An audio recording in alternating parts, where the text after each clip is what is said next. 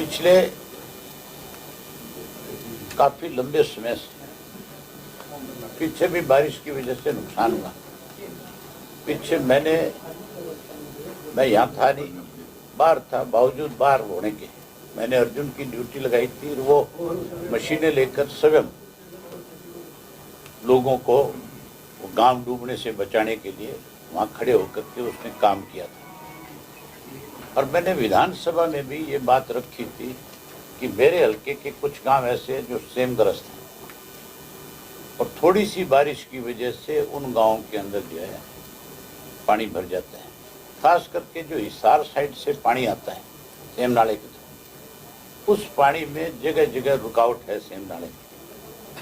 सरकार का काम है उसकी सफाई करना, उस पानी को आगे निकालना।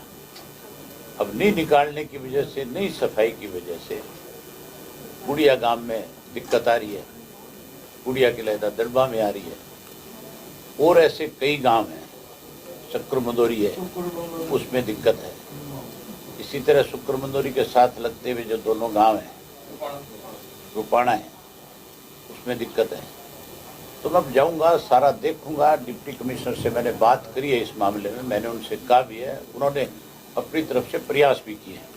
ऐसा नहीं है कि डिप्टी कमिश्नर ने प्रयास ना किया हो, लेकिन ये बेकायदगी है सरकार की और प्रशासन की कि उन्होंने पता था कि बारिश है और हर साल ये एक समय है कि इसमें मानसून की बारिश आएगी।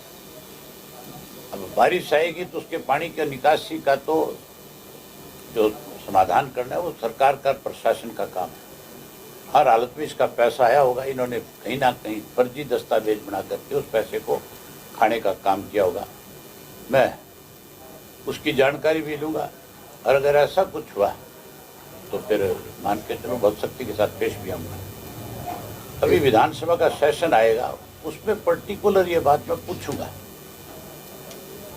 कि ये बेकायदगियाँ क्यों है, किस वजह से है। मुख्यमंत्री जी का डिपार्टमेंट है इरिगेशन, उनसे विशेष रूप से पूछना पड़ेगा कि क्या आप या तो जानबूझ करके हमारे जिला की अनदेखी कर रहे हैं और या फिर आप लोगों को गुमराह किया जाता है या आपको इन चीज़ों की समझ नहीं है। कोई ना कोई कारण है जिसकी वजह से ये सारी चीज़ें होती है। अकेले सिरसा जिला में नहीं, हरियाणा के 8 डिस्ट्रिक्ट्स हैं जिनमें बारिश के पानी की वजह से फसलें तो तबाही होगी। नरमा, कपास और ग्वार की फसल नहीं है, जीरो है। अगर कोई ये कह दे कि भी मेरे खेत की नरमे की फसल अच्छी है तो मैं मानता हूँ वो सौभाग्यशाली होगा। नरमे में तो 2 तरह की तो बीमारी है। पहली बात तो पानी खड़ा होने से नरमा खत्म हो गया। नंबर 2, नरमे में गुलाबी सुंडी जो है उसका प्रकोप है ज़बरदस्त, और इसके अलहदा अब की बार एक सफ़ेद मच्छर है, उसका बहुत बड़ा प्रकोप है।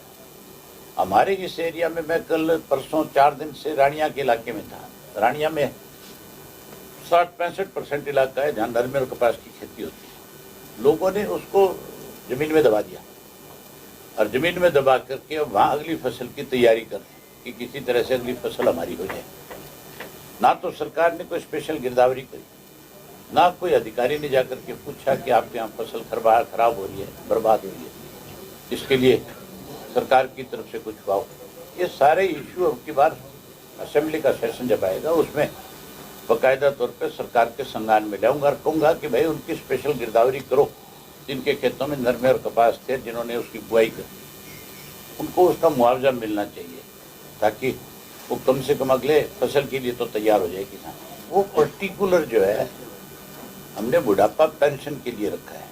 बुढ़ापा पेंशन हर गांव के अंदर, शहर में, कस्बे में एक फैमिली आईडी कार्ड बनाया सरकार ने। फैमिली आईडी कार्ड बनाया सिर्फ इसी मकसद के लिए था कि कैसे लोगों को तंग किया जाए।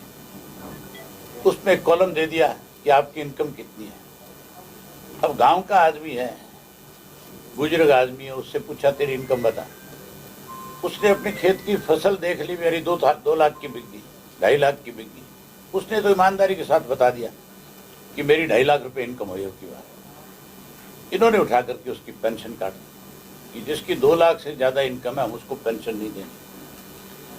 जो आदमी की 2.5 लाख रुपया सालाना इनकम है उस परिवार की, उस परिवार में कितने मेंबर हैं, उसका खर्चा कितना है, उस परिवार के कितने बच्चे स्कूल और कॉलेज में पढ़ने वाले हैं, उनका रोजाना जो घर का खर्च है, रसोई का खर्च है, वो भी मेरी ख्याल थोड़ा नहीं तो आजकल 2-3 हजार रुपये होता है। सारी चीजों की कैलकुलेशन करो तो हर रोज आम आदमी जो साधारण आदमी है उसका गुजारा 2,000 रुपये से नहीं हो सकता। अगर एक एक चीज को आप सही ढंग से लो, सब्जी को, दूध को, घी को, तेल को, हर चीज को अगर लोगे, हर चीज की कीमत तय करोगे, कपड़ा धोने का, नहाने का, साबुन का, तेल का, कितना पैसा रोज खर्च होता है पेस्ट वूस्ट से लेकर के, अगर आप उसको जोड़ोगे तो ये नहीं देखा कि खर्चा क्या है इसका, सिर्फ उसकी आमदन देख ली कि आमदन क्या है। और बुजुर्गों की पेंशन काट ली। हमारे सरसा जिला में हजारों लोग हैं ऐसे जिनकी पेंशन काटी गई है। हम उसके लिए पूरे प्रदेश के बुजुर्गों की पेंशन काटी गई, उसका विरोध करेंगे। और विधानसभा में पर्टिकुलर 2 लोगों से एक बात जरूर पूछूंगा, मैंने इसके लिए कॉलिंग अटेंशन मोशन दिया है, चौधरी रणजीत सिंह से और दुष्यंत से। उनसे ये पूछूंगा कि तुम दोनों ने फोटो लगाए हैं चौधरी देवीलाल की और ये कहा है कि हम चौधरी देवीलाल की नीतियों को आगे बढ़ाएंगे। चौधरी देवीलाल ने पेंशन बढ़ाई 100 रुपये माह बाद, और पेंशन बढ़ाई उस दिन ये नहीं देखा था कि इसकी इनकम क्या है, ये नहीं देखी थी, सिर्फ उम्र देखी थी पेंशन देने। अब मैं उनसे पूछूंगा कि तुम विरोध क्यों नहीं करते? अगर चौधरी देवीलाल की फोटो लगाते हो, उनकी नीतियों की बात करते हो, तो फिर आज खड़े होकर के विरोध करना चाहिए कि नहीं करना चाहिए? ये उनसे पूछूंगा दोनों से, क्या जवाब देते हैं वो, ताकि प्रदेश के लोगों को ये पता लगे कि ये चौधरी देवीलाल के सही मायने में नक्शे कदम पे चलने वाले हैं या केवल उनका फोटो लगा करके अपना स्वार्थ पूरा करने वाले हैं। ये बात पर्टिकुलर विधानसभा में मैं आपकी बात पूछूंगा। और इसके साथ साथ मुख्यमंत्री से ये जरूर पूछूंगा कि आपने अपने बयान में ये कहा कि चौधरी देवीलाल के वक्त जब पेंशन बढ़ी तभी से आय की बात देखी गई। मैं कहूँगा या तो आपको अधिकारियों ने गुमराह किया और या फिर आपको मुख्यमंत्री के पद की गरिमा का ज्ञान नहीं है जो आप इस तरह की बात करते हैं।